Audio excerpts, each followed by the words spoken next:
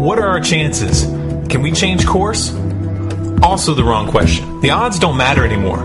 If you understand what we're facing, then you have a moral responsibility to do everything in your power to alter the course that we're on, regardless of the odds. It's only when you stop basing your involvement on the chances of success that success actually becomes possible. To strip the ill-begotten power from the financial elites and to bring these criminal cartels to justice will require nothing less than a revolution. The government is not going to save us. The government is completely infiltrated and corrupt to the core. Looking to them for a solution at this point is utterly naive. There are 3 stages of revolution, and they are sequential. Stage 1 is already underway. Stage 1 is the ideological resistance. In this stage, we have to actively work to wake up as many people as possible about what is happening and the direction we're headed. All revolutions originate from a shift in the mindset of the population, and no other meaningful resistance is possible without it. Success in this stage of the game can be measured by the contagion of ideas. When an idea reaches critical mass, it begins to spread on its own and seeps into all levels of society. In order to achieve that contagion, we need more people in this fight.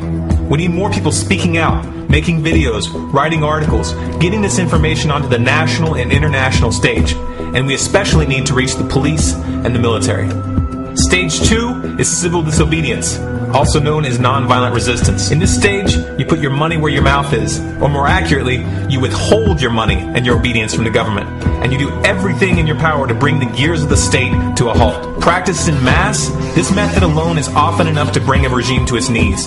However, if you fail at this stage, Stage 3 is inevitable. Stage 3 is direct physical resistance. Direct physical resistance is the last resort, and it should be avoided and delayed as long as possible. And it should only be invoked after all other options have been thoroughly exhausted.